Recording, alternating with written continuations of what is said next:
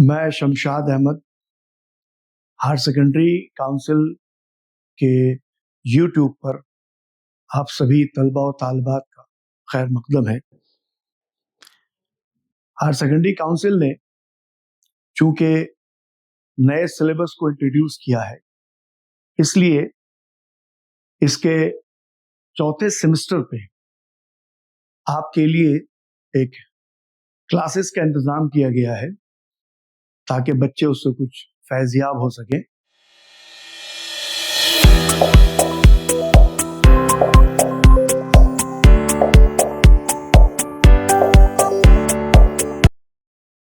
تو میں آپ لوگوں کے سامنے آج افسانہ کفن اور اس کے علاوہ ترقی پسند تحریک پر کچھ گفتگو کروں گا۔ سب سے پہلے یہ بتا دیں کہ افسانہ کفن جو فکشن کے حصے میں آتا ہے اور جس میں 5 نمبر کے سوال ہوں گے، اس میں 2 نمبر کا ایک سوال ہوگا، آپشن آپ کو 2 سوال کے ملیں گے، اور 3 نمبر کا ایک سوال ہوگا جس میں آپ کو آپشن کم از کم 2 سوال کے ملیں گے۔ 2 نمبر والے سوال میں عام طور پر کم از کم 2 چھوٹے سوال ہوں گے جس کے جواب آپ کو دینے ہوں گے، جس کو ہم شارٹ آنسر ٹائپ کہتے ہیں، اور لانگ آنسر ٹائپ میں تنقیدی سوال ہوں گے، چاہے وہ افسانے پر خلاصہ ہو، چاہے وہ افسانہ نگار پر تنقید جائزہ ہو۔ ہمارے نصاب میں افسانہ کفن جو ترقی پسند تحریک کا نقیب بھی کہلاتا ہے اور پریم چند کے شاہکار افسانوں میں اس کا شمار ہوتا ہے۔ قبل اس کے کہ کفن پر ہم لوگ کچھ گفتگو کریں، اس سے پہلے ہم لوگ پریم چند پر تھوڑی سی گفتگو کر لیں، افسانہ نگار کے متعلق تھوڑی سی جانکاری حاصل کر لیں جو آپ کے لیے فیض یاب ہوگا، جس سے آپ امتحان میں آسانی سے جواب لکھ سکیں۔ چونکہ اس میں آبجیکٹیو اور سبجیکٹیو دونوں طرح کے سوال ہوں گے، تو آبجیکٹیو کے لیے پریم چند کے تعلق سے آپ کا جاننا ضروری ہے۔ پریم چند، جن کا اصل نام دھنپت رائے تھا اور گھر کے لوگ انہیں پیار سے نواب رائے کے نام سے پکارا کرتے تھے، ان کی پیدائش 31 جولائی 1880 کو بنارس کے ایک چھوٹے سے گاؤں میں ہوئی تھی، اور 8 اکتوبر 1936 کو بنارس میں ہی ان کا انتقال ہوا۔ ان کے والد کا نام منشی عجائب لال تھا، جو دراصل ایک ڈاک خانے میں نوکری کرتے تھے۔ ان کی والدہ آنندی دیوی، بچپن میں ہی والدین کا سایہ ان کے سر سے اٹھ گیا اور گھر کی ذمہ داریوں نے تعلیم کو منقطع کر دیا۔ بڑی مشکل سے اپنی ابتدائی تعلیم مکمل کی اور ابتدا میں پرائمری اسکول میں درس و تدریس کا کام انجام دیتے رہے، پھر بعد میں ترقی کر کے انسپیکٹر آف اسکول تک بنے، ڈپٹی انسپیکٹر آف اسکول تک پہنچے۔ پریم چند کو ہم لوگ افسانوں کا موجد بھی کہتے ہیں، اردو افسانوں کا موجد بھی کہتے ہیں، کہ انہوں نے اس زمانے میں افسانے لکھے جب غزلیں اور بقیہ دوسرے اصناف کی چیزیں بھی نثر میں لکھی جا رہی تھی۔ لیکن سب سے اہم بات یہ ہے کہ پریم چند نے گاؤں کی زندگی کو اپنا موضوع بنایا، اور خصوصاً جو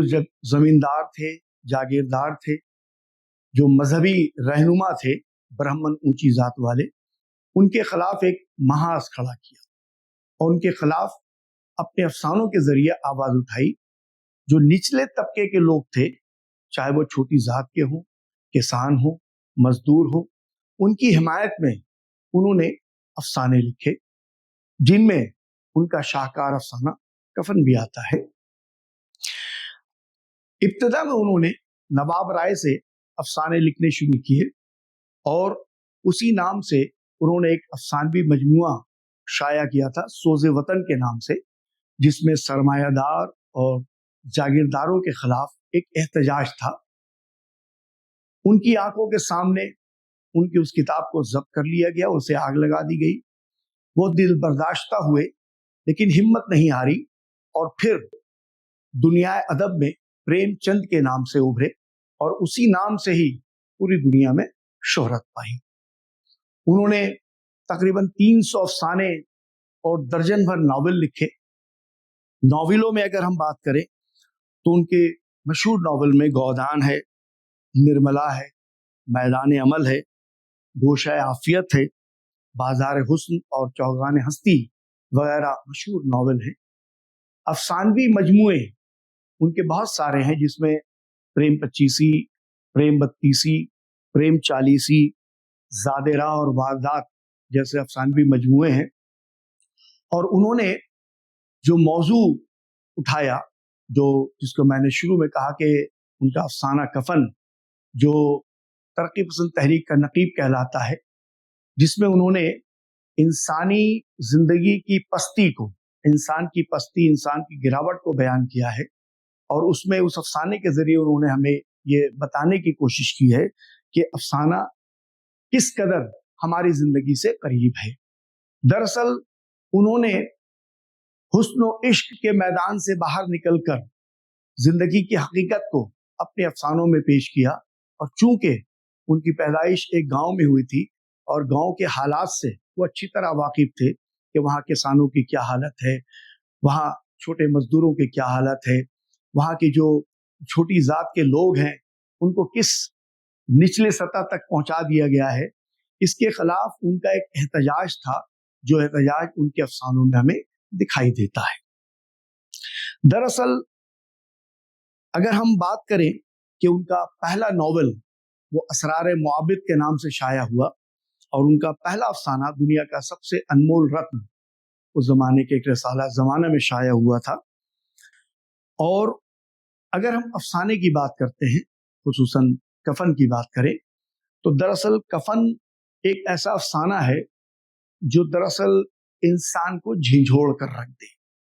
बज़ाहिर अफसाने के जो किरदार हैं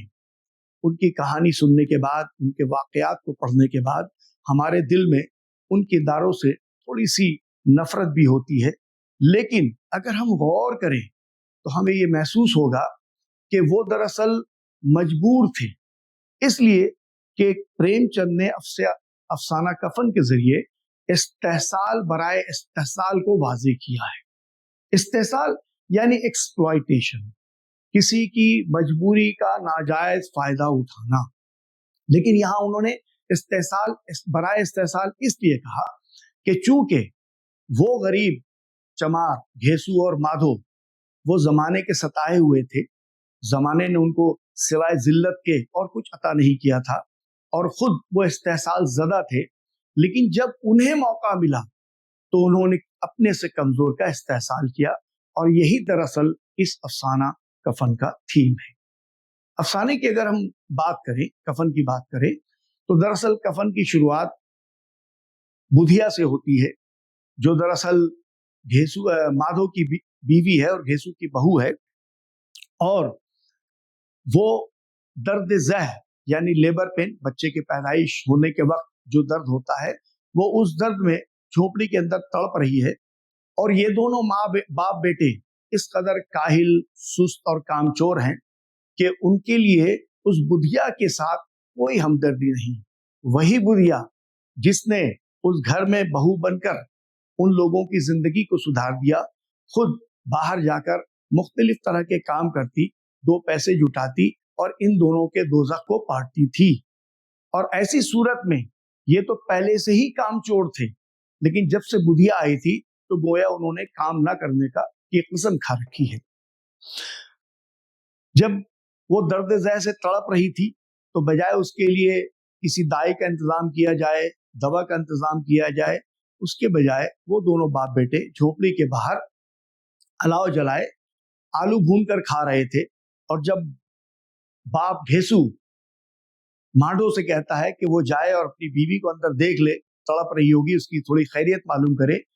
तो माधो इसलिए झोपड़ी में जाने से इनकार करता है, वो बहाने बनाता है, लेकिन उसका असल मकसद ये है, उसके जहन में ये ख्याल है कि अगर वो झोपड़ी के अंदर जाएगा तो कहीं उसका बाप वो जो बचा हुआ आलू है वो पूरा ना खा जाए, और इसलिए वो जाने से इनकार करता है। और ऐसे में वो दोनों आपस में बातें करते रहते हैं कि किस तरह लोगों ने उनकी जिंदगी का इस्तेहसाल किया। चूंकि घेसू एक तजर्बेकार इंसान है और गांव के किसानों की अबतर हालत को वो देखता है, समझता है, इसलिए उसने ये तय कर लिया कि वो किसानों की तरह जी तोड़ मेहनत करने के बावजूद भी अगर काम करता है तो जो हालत किसानों की है, मेहनत के बावजूद भी उसे कुछ हासिल नहीं होने वाला, उससे बेहतर है कि वो काम ना करे। चाहे वो खेतों में घुसकर आलू चुरा ले या गन्ने के खेत से गन्ने चुरा ले या दरख्त से लकड़ियां तोड़कर वो उसे बाजार में बेचकर अपना पेट पाट ले,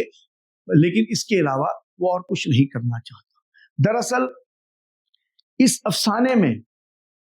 प्रेमचंद ने हमें यह एहसास दिलाया है कि जहां एक तरफ हम घेसू और माधो की हालत पर नफरत का इजहार करते हैं, लेकिन हमें ये सोचने पर मजबूर किया कि आखिरकार उन लोगों की इस हालत तक पहुंचने का असल जिम्मेदार कौन है। अगर हम देखें तो दरअसल प्रेमचंद ने हमारे समाज पर एक तमाचा मारा है।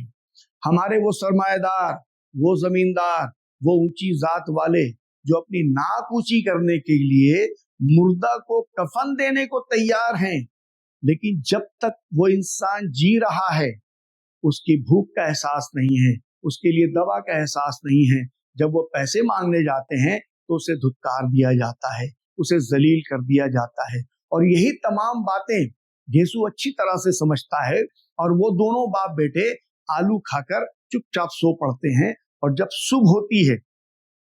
और घेसू माधो जब कमरे में जाता है, झोपड़ी के अंदर जाता है, तो वो बेचारी बुधिया तड़प तड़प कर जान दे देती है और इसी के साथ उसका बच्चा भी उसके पेट में मर जाता है। अब यहाँ से असल कहानी शुरू होती है। घेसू और माधो दोनों रोनी सूरत बनाकर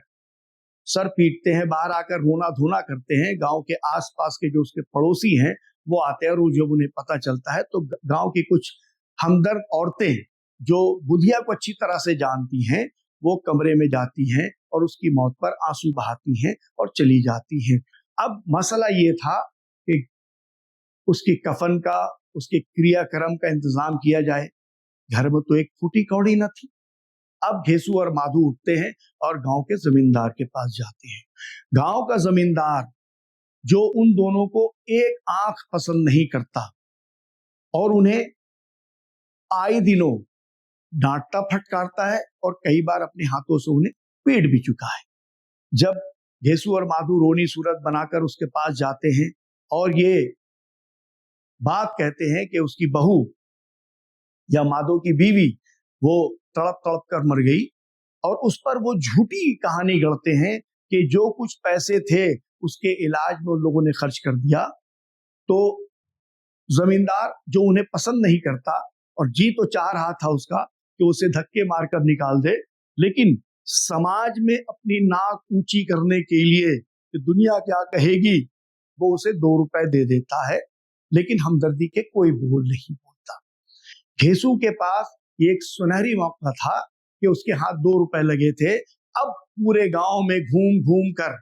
वो बनिए के पास, साहूकार के पास और दीगर लोगों के पास जाकर ये कहता है कि जमींदार ने उसकी बहू के लिए कफन के लिए 2 रुपए दिए हैं, तो बाकी तमाम लोग भी अपनी इज्जत बचाने के लिए, समाज में अपनी इज्जत और अपनी नाक ऊंची करने के लिए उसे कुछ पैसे दे देते हैं और इस तरह से अच्छी खासी 5 रुपए की रकम उनके पास जमा हो जाती है। दीगर लोगों ने, किसी ने लकड़ी दिए, किसी ने अनाज दिए, अच्छी खासी रकम जमा हो जाती है। जलाने के लिए तमाम सामान तैयार हो जाता है। अब बात आती है कफन की। कफन के सिलसिले से दोनों बाप बेटे बाजार की तरफ जाते हैं कि कोई कफन खरीद ले और बाजार में इधर उधर घूमते रहते हैं, लेकिन दोनों की नीयत में खोट है। दोनों एक दूसरे को मानीखेज नजरों से देखते हैं और ऐसी जगह पर प्रेमचंद ने कुछ ऐसे जुमले इस्तेमाल किए हैं जो किसी भी इंसान को, हसास इंसान को झिंझोड़ कर रखते। मसलन जब माधो ये कहता है कि उसे नया कफन क्यों दे, कोई पुराना कोई सस्ता कफन दे दिया जाए, क्यों कि जब तक इंसान जीता है उसे चीथड़े तक नहीं मिलते और जब इंसान मर जाता है तो उसे नया कफन दिया जाता है। कफन को तो आखिरकार जल ही जाना है, गोया एक पैगाम है कि जब तक इंसान जिंदा रहता है, अपनी दुखों को, अपनी परेशानियों को जब दुनिया के सामने पेश करता है तो लोग उससे नफरत करते हैं, उसे धिक्कार देते हैं, लेकिन वही शख्स जब मर जाता है तो लोग अपनी सवाब और नेकी और पुण्य के लिए लोग अपनी नाक ऊंची करने के लिए उसकी मदद करते हैं। तो दरअसल प्रेमचंद ने इस अफसाने के जरिए हमें यही पैगाम दिया है कि दरअसल हमारा समाज इतना गिर गया है, इतनी निचली सतह पर आ गया है कि उनके इस्तेहसाल करने की वजह से आज माधो और घेसू ने भी अपनी बहू, अपनी बीवी का इस्तेहसाल किया और उसके नाम पर 5 रुपए इकट्ठे कर लिए। बाजार में ये घूमते हैं और एक दुकान से दूसरी दुकान ये सोचकर कि किसी और दुकान से कोई सस्ता सा कफन खरीद लेंगे, और इसी तरह घूमते घूमते दोनों एक दूसरे को मानीखेज नजरों से देखते हैं और बिल आखिर वो एक शराब की दुकान के पास खड़े होते हैं और एक तयशुदा प्रोग्राम के तहत दोनों शराब खाने में दाखिल होते हैं, खाने पीने की मुख्तलिफ तरह की चीजें खरीदते हैं, शराब की बोतल लेते हैं और वहां बैठकर दोनों शराब पीने लगते हैं। ऐसे में माधो अपने बाप से जब पूछता है कि कफन उसको कहाँ से मिलेगा, उसके कफन के पैसे तो हम लोगों ने चुरा लिए, तो घेसू अपने तजर्बे की बुनियाद पर कहता है कि उसे कफन मिलेगा और हम जो कफन देंगे उससे कहीं ज्यादा बेहतर कफन मिलेगा, इसलिए कि समाज में लोग अपनी इज्जत बचाने के लिए उसे बिना कफन के नहीं जलाएंगे। उसने खुद ये बात अपने बेटे से कही कि मेरी बीवी मरी, मेरे बच्चे मरे, उन तमाम की जिंदगी को इसी तरह से गुजार दी गई और जब मरे तो उनको भी उसी तरह कफन दिया गया, इसलिए उसे मालूम है कि गांव वाले उसको बिना कफन के नहीं छोड़ेंगे। और इस तरह से वो दोनों शराब पीते हैं, खाते हैं और ऐसा लगता है कि जिंदगी भर की जो ख्वाहिश थी, वो तड़प थी, वो लालसा थी कि उन्होंने शायद कभी अपनी जिंदगी में ना इतने रुपए देखे थे, ना ऐसी चीजें देखी थी, तो गोया उस कफन के पैसे से वो दोनों खाते हैं, पीते हैं, नाचते हैं, गाते हैं। और यही नहीं बल्कि एक ऐसा भी उसमें मंजर दिखाया गया कि कल वो खुद खाने को तरस रहे थे, आज खाने की इतनी फरावानी हो गई कि खाना खाने के बाद जब वो थक गए तो गोया खुद को अपने आप को राजा और महाराजा समझते हुए सामने जो बैठा फकीर उन्हें भूखी निगाहों से देख रहा था, उन्हें वो पैसे देते हैं, वो खाने की चीजें देते हैं और उसे कहते हैं खा ले, ये उसकी तरफ से है जिसने हम लोगों को आज वो चीज दिलाई जिसकी हमें उम्मीद न थी। आखिर में जब माधो ये पूछता है घेसू से कि बाबा ये बताओ कि अगर हम लोग आखिरत में यानी बैकुंठ में वो जाएगी और वहां आखिरत में जब हमारी उनसे मुलाकात होगी और जब वो हमसे पूछेगी कि तुमने हमें कफन क्यों नहीं दिया, तो उसे क्या जवाब देंगे? तब माधव उसे फिर से डांटता है, उसे समझाने की कोशिश करता है, अपने तजर्बे की रोशनी में कहता है कि तुझे लगता है कि उसको कफन नहीं मिलेगा, उसे कफन मिलेगा और हम जो कफन देंगे उससे कहीं ज्यादा कफन मिलेगा। दरअसल इस अफसाने का इख्तिताम वही होता है जब माधो और घेसो नाचते गाचते वहीं उछल कूद करते बेहोश हो जाते हैं, सो जाते हैं, अफसाना वही खत्म होता है। लेकिन हमें एक पैगाम दे जाता है कि दरअसल घेसू और माधो को उन हालात तक पहुंचाने का असल जिम्मेदार कौन? बज़ाहिर हमें नफरत तो होती है, लेकिन एक तरफ हमदर्दी भी होती है कि उन हालात का जिम्मेदार दरअसल वो खुद नहीं है, हमारा समाज है जिसने उन्हें उन हालात तक पहुंचा दिया। यकीनी तौर पर अगर समाज, अगर सरमायादार, अगर जमींदार, अगर ऊंची जात वाले उन छोटी जात के साथ भी हमदर्दी से पेश आते, उनकी छोटी छोटी जरूरियात को पूरा कर देते, तो शायद उन्हें इतना गिरने की जरूरत नहीं होती, इस कदर कि गोया इंसानियत शर्मसार हो जाए। तो यकीनी तौर पर ये अफसाना, अगर हम ये कहें कि दुनिया के 10 बेहतरीन अफसानों में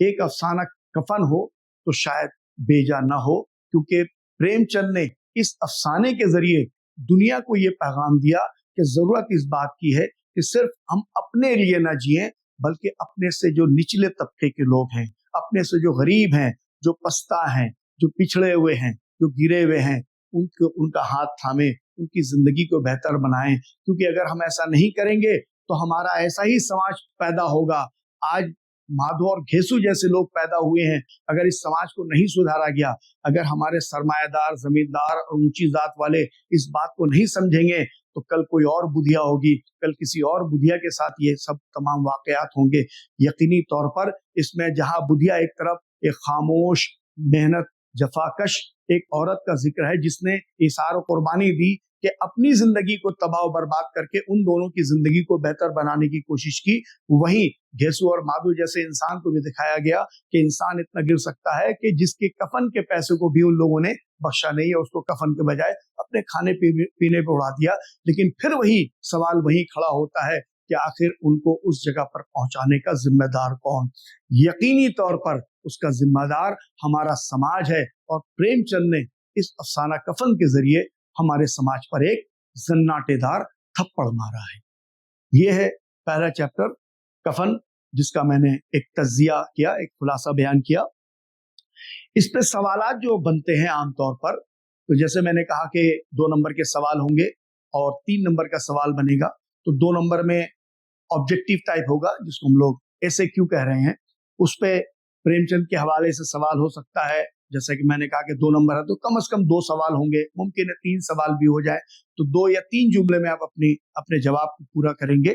इसलिए मुमकिन है कि सवाल पूछा जाए प्रेमचंद की पैदाइश कब हुई,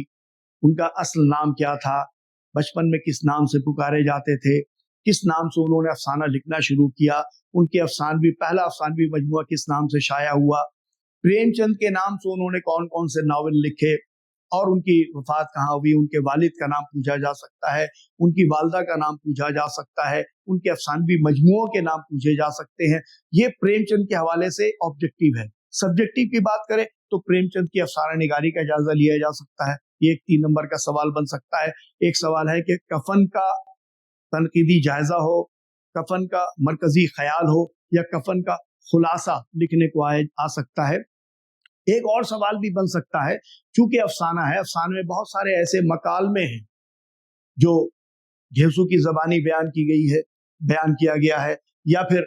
माधो के जरिए बयान किया गया है। मुमकिन है कि वो मकालमे आपको इम्तिहान में आ जाएं और उससे ऑब्जेक्टिव बनेगा कि मुंतरजा झैल जुमला या इक़्तिबास कहाँ से लिया गया है, और इसके मुसन्निफ कौन है, उसके मुतकल्लिम और मुखातिब कौन है, या फिर ये हो कि इस जुमले का पस मंजर क्या है। तो जुमले की मुनासबत से मैं तलबा और तालिबात से ये कहूँगा कि अपने घर में आप फुर्सत के वक्त इम्तिहान से कम से कम इन अफसाने को आप ध्यान से पढ़ें, और एक बार नहीं 2 या 3 बार पढ़ें, ताकि अफसाना आपको आसानी से समझ में आ जाए। एक और बात मैं आपको अर्ज करता चलूं कि YouTube में अगर आप जाएंगे और अफसाना कफन को अगर आप टाइप करेंगे, तो वहाँ YouTube पर बहुत सारी टेलीफिल्म यानी डॉक्यूमेंट्री फिल्म कफन के नाम से बनाई गई है, जिसको अगर आप देखेंगे, क्योंकि अफसाना आप पढ़ रहे हैं, लेकिन जब आप फिल्म की सूरत में उसे देखेंगे तो वो और बेहतर तौर पर आपको समझ में आ जाएगा। तो अगर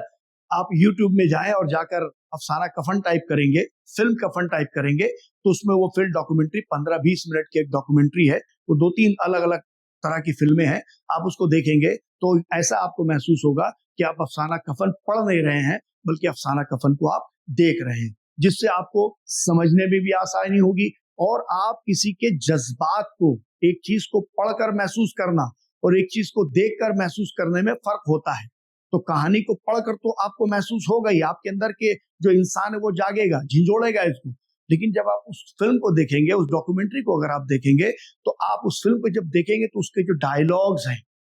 उनके जो कैरेक्टर्स हैं, उनको जब आप देखेंगे तो आप उसको फील कर सकेंगे, और उस वक्त आप खुद तय कर पाएंगे, जायजा ले पाएंगे, तज्जिया कर पाएंगे कि अफसाना में दरअसल माधो और घेसु वो विलन है या हीरो है, वो जालिम है या वो मजलूम है। इसलिए कि वो जालिम तो दिख रहे हैं, लेकिन हकीकतन वो मजलूम है, समाज के सताए हुए हैं, और इसकी वजह से वो जब उन्हें मौका मिला तो उन्होंने बुधिया का इस्तेहसाल किया, और बुधिया के कफन के पैसे को उन्होंने कफन के बजाय अपने शराब और खाने में उड़ा दिया।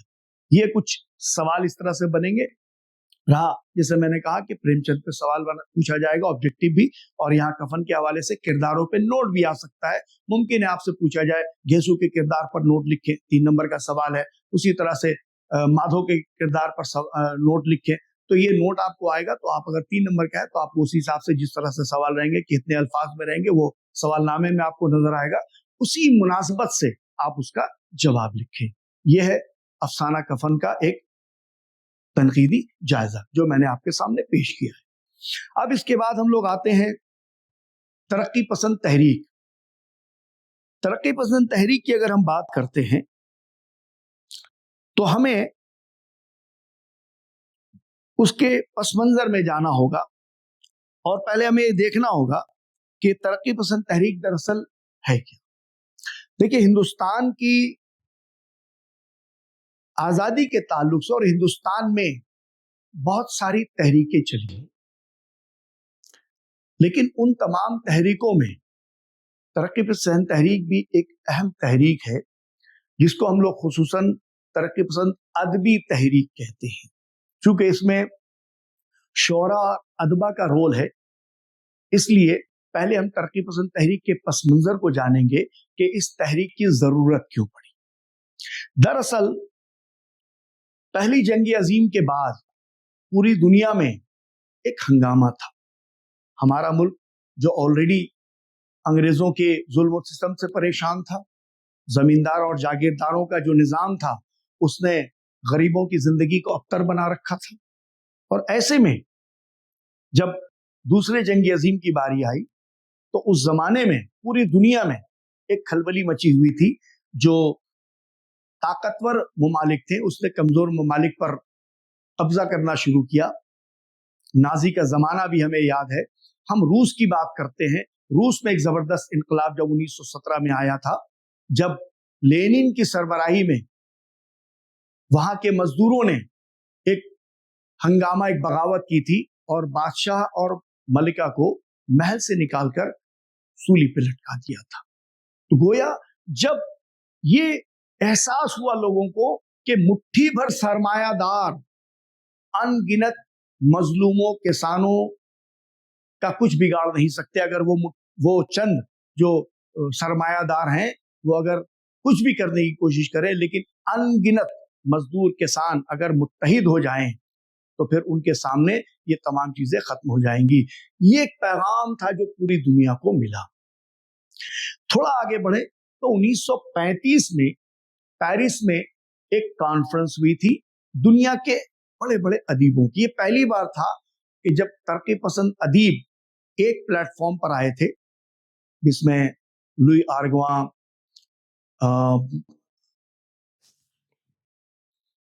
मैं एक नाम देख बताऊं, इसमें रूमेरोला जैसे लोग थे। और वहां उन लोगों ने जो सबसे पहली बात कही कि हमें अब अपने अदब के मेयार को बदलना होगा। हमें हकीकत यानी जाती जिंदगी, हुस्न इश्क के मैदान से निकलकर हकीकी जिंदगी की तरफ जाना होगा और अपनी तहरीरों के जरिए लोगों को बेदार करने की कोशिश करनी होगी। उस जमाने में लंदन में कुछ हिंदुस्तानी तलबा, जिसमें सैयद सज्जाद जहीर, मुल्क राज आनंद, डॉक्टर ज्योति घोष, प्रमोद सेन गुप्ता और डॉक्टर दीन मोहम्मद तासीर जैसे लोग जो जेर तालीम थे, सज्जाद जहीर और मुल्क राज आनंद ने पेरिस के उस कॉन्फ्रेंस में शिरकत की। और उस कॉन्फ्रेंस के बाद उनके जहन में ये ख्याल पैदा हुआ कि उनके मुल्क में भी यानी हिंदुस्तान में भी कमोबेश ऐसे ही हालात पैदा हो गए हैं और जरूरत है कि अब उन सियासी जो हमारे रहनुमा हैं उनके हाथ से हाथ मिलाया जाए और हम अदीब और शायर मैदान पे उतरे और न सिर्फ ये कि मुल्क से जहालत को, मुल्क से सरमायादार और जागीरदारा निज़ाम को, बल्कि अंग्रेजों को भी जिनके जुल्म सितम इंतहा को पहुंच चुके थे उनको जड़ से खत्म किया जाए। जब उस कॉन्फ्रेंस से लौटे तो इंग्लिस्तान में ही उन लोगों ने एक छोटी सी तंजीम कायम की, हिंदुस्तानी अदीबों की एक अंजुमन के नाम से, तरक्की पसंद अंजुमन के नाम से उन्होंने एक अंजुमन लंदन की ही एक चाइनीज रेस्टोरेंट नॉन किंग में एक मीटिंग बुलाई, एक प्रोग्राम किया जिसकी सदारत, जिसमें मुल्क राज आनंद को उन्होंने सदर बनाया और उस अंजुमन का नाम इंडियन प्रोग्रेसिव राइटर्स एसोसिएशन लगा। हिंदुस्तानी अदीबों की अंजुमन, तरक्की पसंद मुसन्नफीन के नाम से उन्होंने एक तंजीम कायम की और एक ऐलाननामा उसमें शाया किया जिसको انہوں نے منشی پریمچند کو بھیج دیا تھا۔ وہ مینیفیسٹو، وہ اعلان نامہ جب منشی پریمچند کے پاس پہنچا تو پریمچند، جیسا کہ ابھی ہم نے آپ کے سامنے ذکر کیا کہ پریمچند آلریڈی تنہا وہ اس میدان میں لڑ رہے تھے اور زمینداروں اور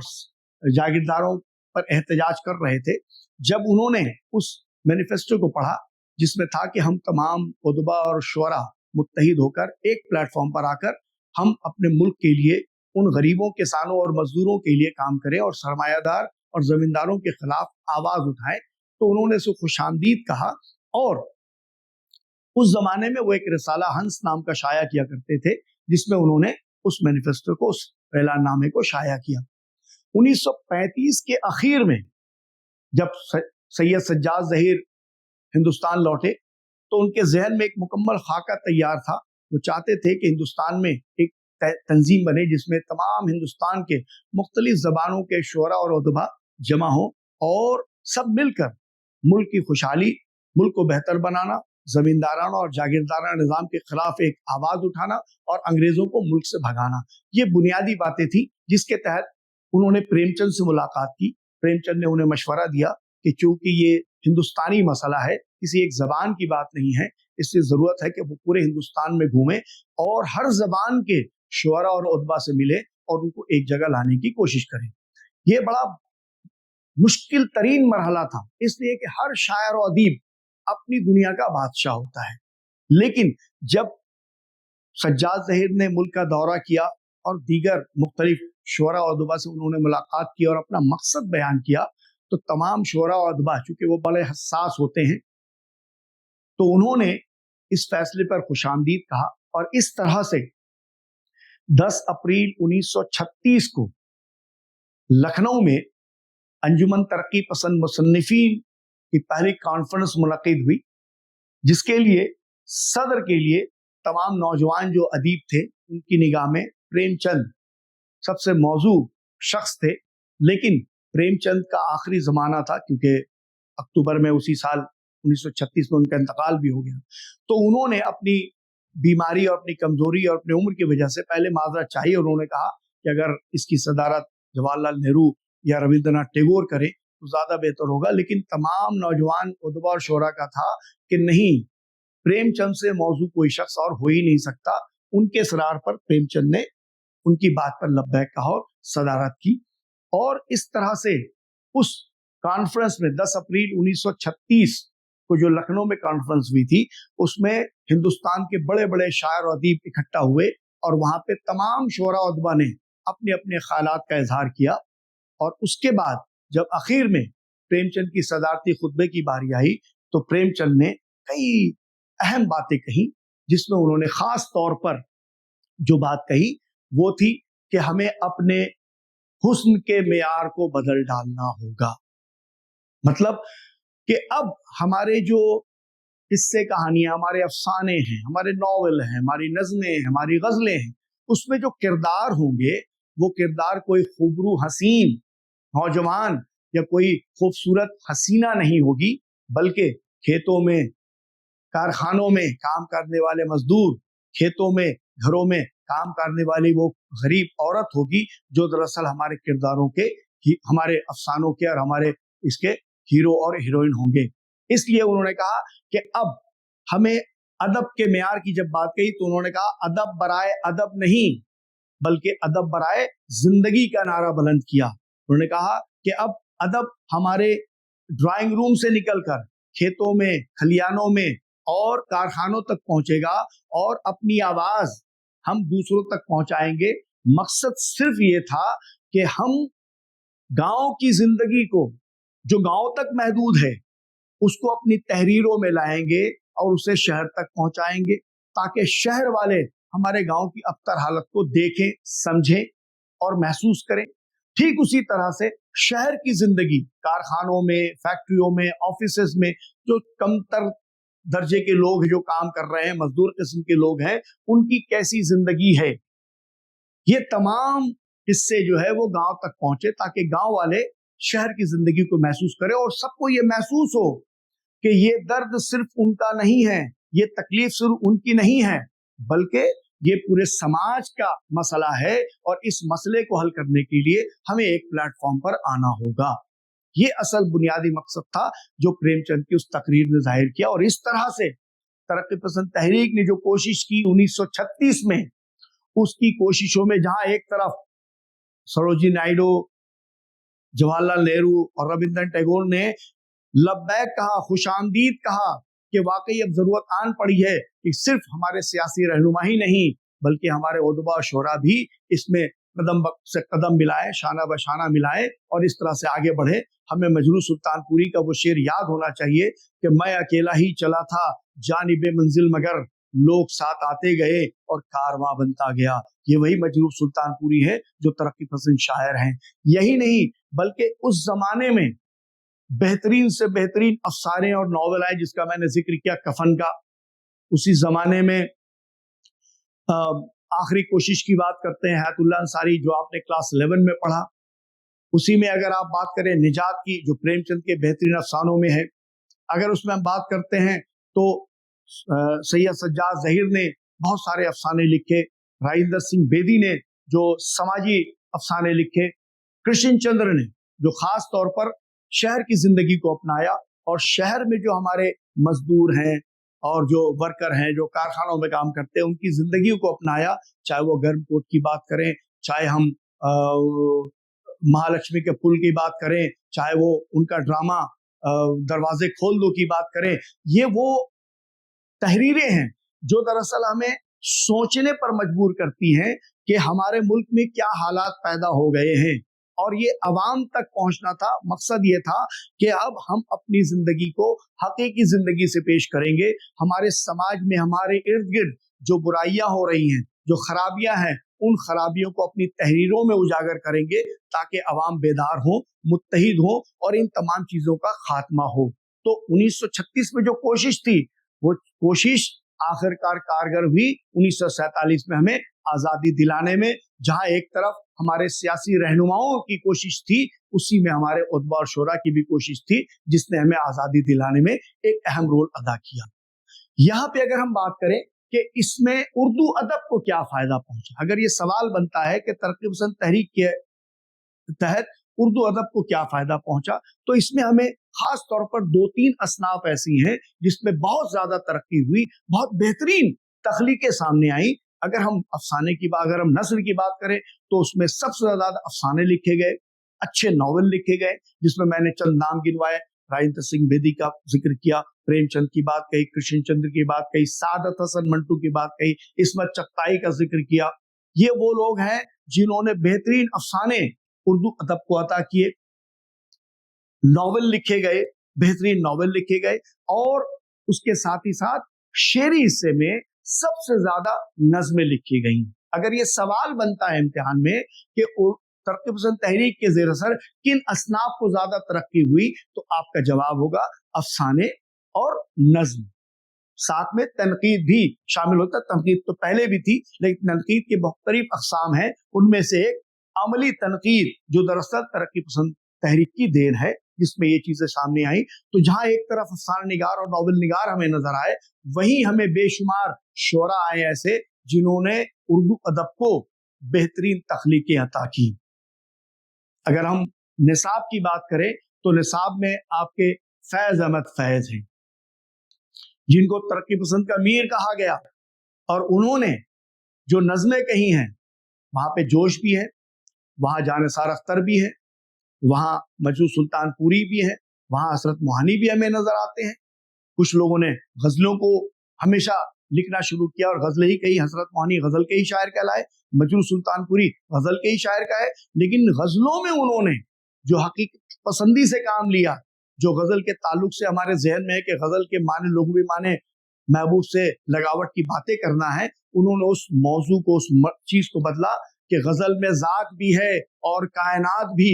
गजल में जात भी है और कायनात भी, हमारी बात भी है और तुम्हारी बात भी। ये गजल के मफहूम को बदला, गजल के अंदाज को बदला। जब मैंने अभी मजरूह सुल्तानपुरी का शेर बयान किया कि मैं अकेला ही चला था जानिबे मंजिल मगर लोग साथ आते गए और कारवां बनता गया, तो इस तरह से गजलें कही गई। और जब नज़्म की बात करते हैं तो हमें फैज नजर आते हैं, जोश नज़र आते हैं, जानिसार अख्तर नज़र आते हैं, अख्तरुल ईमान नज़र आते हैं, वहाँ हमें फराग गोरखपुरी नज़र आते हैं, वहाँ पे बेहतरीन नज़्में कही गई। अगर हम आपने क्लास 10 में जोश की बेहतरीन नज़्म पढ़ी होगी किसान, और उसमें आपने देखा होगा कि जोश ने किसान के हवाले से जो बातें कही हैं, जहाँ एक तरफ किसान की अबतर हालत का जिक्र किया है, वहीं उन्होंने आखिर में, नज़्म के आखिर में एक तरह से कहा जाए तो उन सरमायादारों को धमकाया है, क्योंकि जुल्म फिर जुल्म है, बढ़ता है तो मिट जाता है, खून फिर खून है, टपकेगा तो जम जाएगा। तो ये तमाम बातें जब सामने आई तो उनमें एक बड़े शायर का नाम सामने उभर कर आता है, जिसका नाम है फैज अहमद फैज,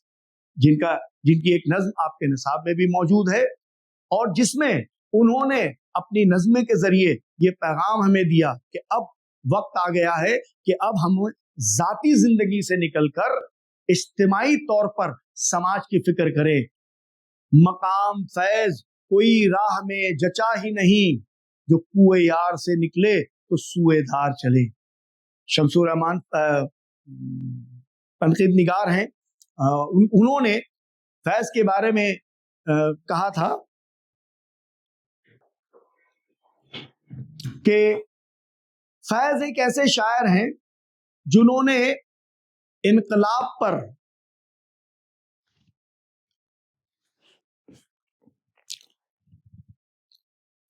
हुस्न पर इनकलाब को तरजीह नहीं दी, बल्कि दोनों के मिक्सचर से, दोनों के मिलावट से एक नई चीज पैदा की, और यही वजह थी कि फैज दूसरे शोरा से मुख्तलिफ हुए। जैसे मैंने अभी शेर कहा कि दुनिया ने तेरी याद से बेगाना कर दिया, तुझसे भी दिल फरेब है गम रोजगार के। कि जाहिर सी बात है कि समाज में इतनी सारी परेशानियां हैं, दुख है, ऐसे में महबूब का ही सिर्फ जिक्र नहीं होगा, क्योंकि उनकी अपनी नज्म जो आपके निसाब में है, और भी दुख है जमाने में मोहब्बत के सिवा, राहते हैं और भी वस्ल की राहत के सिवा, मुझसे पहली सी मोहब्बत मेरी महबूब न मांग। तो गोया फैज अहमद फैज ने अपनी नज़मों के जरिए अवाम को बेदार किया, और उनका मकसद ये था कि उनकी बातें अवाम तक पहुंचे, उनके दिल तक पहुंचे, और वो एक मुत्तहिद होकर एक ऐसे समाज की तशकील करें जिस समाज में हर तरफ खुशहाली हो, बेहतरी हो, ये जो ऊंच नीच, छोटे बड़े, अमीर गरीब का फर्क मिट जाए। और चूंकि इनका जहन इश्तराकियत की तरफ मायल था, इश्तराकी जहन के थे, इसलिए वो चाहते थे सबको बराबरी का हक मिले, और यही इनका असल मकसद हुआ करता था। तो गोया अगर हम ये देखते हैं कि तरक्की पसंद तहरीक का एक मुख्तसर सा जायजा लेते हैं, तो तरक्की पसंद तहरीक ने हमें और हमारे उर्दू अदब को बहुत कुछ अता किया। न सिर्फ ये कि मुल्क से अंग्रेजों को भगाने में एक अहम रोल अंजाम दिया, बल्कि सरमायादार और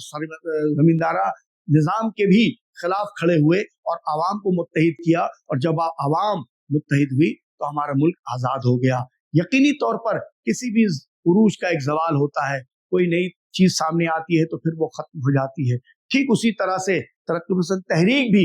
धीरे धीरे जवाल पसीर हो गई। जब 1947 में हमारा मुल्क आज़ाद हुआ और फिर उसके बाद मुल्क का बंटवारा हुआ और जब पाकिस्तान बना, तो बहुत सारे हमारे जो तरक्की पसंद शायर और अदीब थे, कुछ हिंदुस्तान में रह गए, कुछ पाकिस्तान चले गए। इस तरह से पहले इसके दो टुकड़े हुए। फिर उसके बाद दो तरह के नजरियात सामने आए।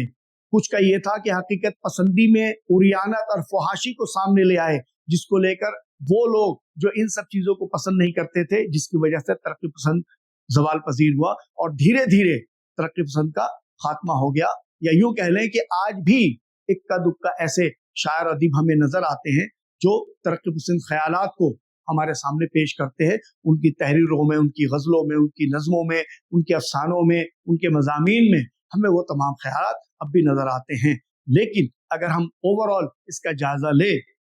अगर हम पिछले 50 साल और 60 साल का उर्दू अदब का जायजा लें, तो हम इस बात से इनकार नहीं कर सकते कि उर्दू अदब को तरक्की पसंद तहरीक ने वो चीजें अता की जो शायद रहती दुनिया तक कायम रहेगी। और जब तक उर्दू अदब के तलबा और तालिबात मौजूद होंगे, जब तक उर्दू अदब को पढ़ा जाएगा, तरक्की पसंद तहरीक के बगैर उर्दू अदब की तारीख नामुकम्मल रहेगी। मेरा ख्याल है काफी है। शुक्रिया।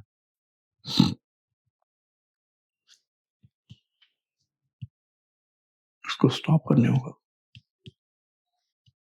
बुला लीजिए, काट देगा.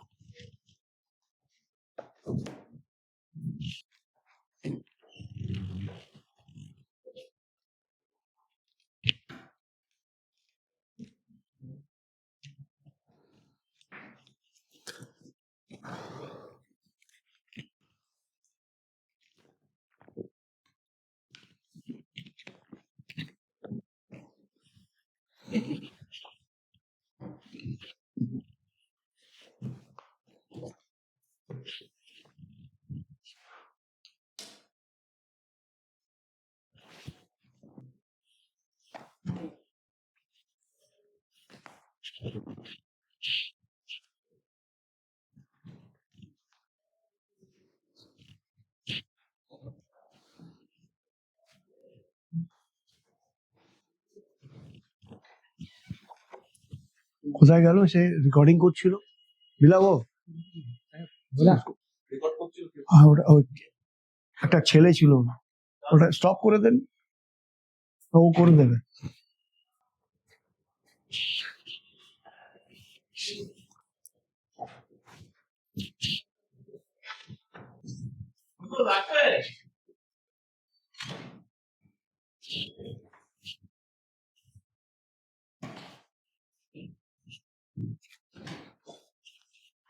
ওটাকে এডিট করে